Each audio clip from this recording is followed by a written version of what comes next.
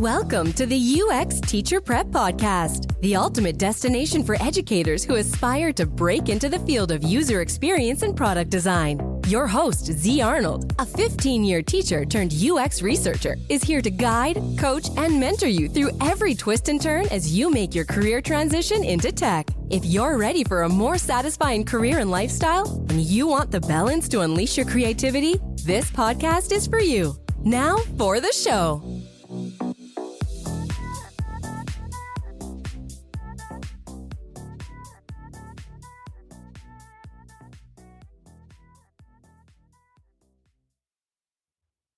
Hello, teacher friends. Coach Z here, and I'm back with a new episode. I am refreshed and energized after taking a week off from work and going away with my family. So let that be a reminder to take a break, take that time off, take care of yourself. So today we're diving into a really exciting and super practical topic, how artificial intelligence or AI in education isn't just changing classrooms. It's also something you can start using right now to prep for your next career in UX research or UX design. So if you're a teacher thinking about pivoting into UX, you're probably wondering how you can build skills that employers care about without totally burning out. Well, guess what? AI can help you do that. Seriously. Today I'm going to show you how, and I'll be pulling some fresh insights from places like The Washington Post, Business Insider, and The Guardian, just to keep it real and current. All right, so first, what's actually happening in education right now with AI? According to the Business Insider, platforms like Kira Learning are using AI teaching assistants to help teachers with grading, lesson plans, and even analyzing student performance. Now, this isn't just some fancy tech talk. It's real and it's happening fast. If you're already doing this, kudos to you because I know your workload is lighter because of it. So all you teachers out there who are using AI, shout out to you. At the same time, the Washington Post reported that the U.S. government is considering a new executive order that would embed AI literacy into K-12 education. So that means schools would officially start training students and teachers in how to work with AI tools like chatbots, grading apps, and content creation tools. I actually think that would be really beneficial in the schools.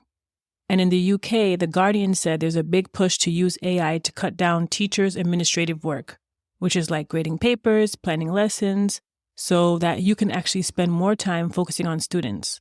So what's the bottom line? Schools and districts are waking up to the fact that AI is not just a craze or a fad. It's a tool. And if we use it right, it can give us hours of our lives back. So how does this tie into you and your UX journey?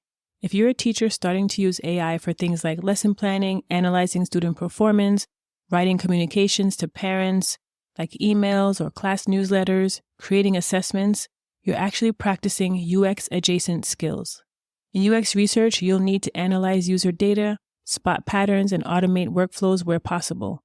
So here's a few ways to start. Number 1, use AI for small tasks. Start with something low risk. Use ChatGPT or another AI tool to draft lesson plans, write rubrics, or even create learning objectives. Then, of course, edit and tweak it to make it your own. And I'm sure some of you are already using ChatGPT or other tools to help you build out your lesson plans. And if you're not, you got to get on it because it is a complete time saver. Once you have a draft, you can then go in and edit it and make it your own.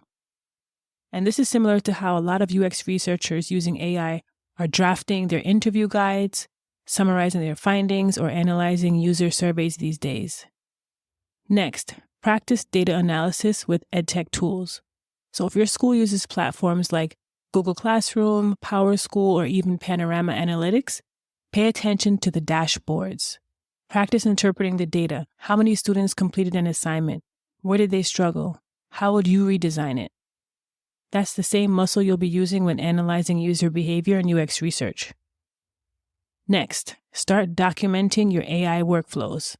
Every time you use AI to make a task faster or better, write it down. Write down what tool you used. Write down what prompt worked the best. What could have been improved? This becomes part of your portfolio for storytelling later. In UX, employers love to see how you think, not just what you did. Now let's get into some practical tips to really make AI work for you right now while you're in the classroom. So tip number 1, experiment with different AI tools.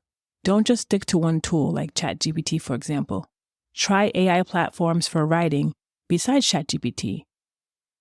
Try image generation like Canva's AI tools, or even data visualization like Google's Looker Studio or Microsoft Power BI. Being comfortable experimenting with new tech is a huge plus in UX careers. Now, I think this second tip is my favorite. Treat your classroom like a mini UX lab. That is exactly what I did when I was transitioning into teaching.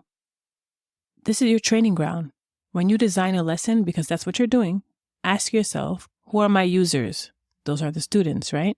What are their pain points? Is it attention span, frustration, boredom? What is it that you have to work around to make sure the students get the lesson? How can I test if my design, which is my lesson, worked?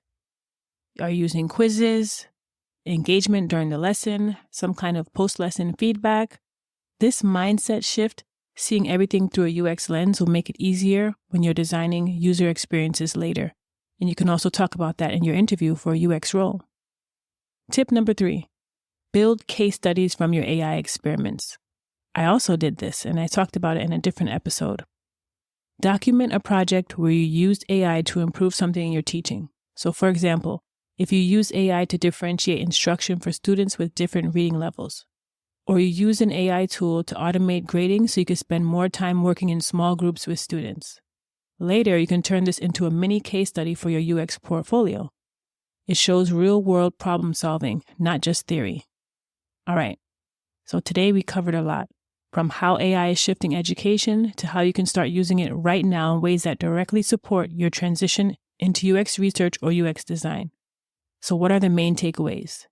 Don't be afraid of AI, embrace it.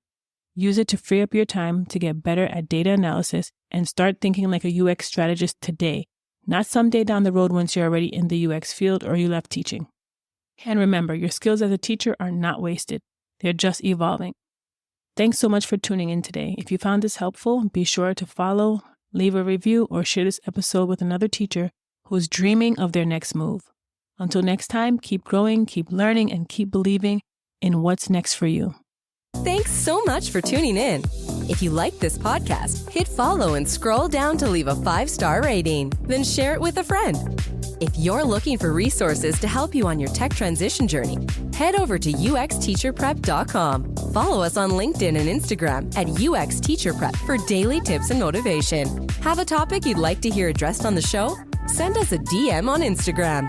If you're listening on YouTube, like, subscribe, and share. Until next time, be well.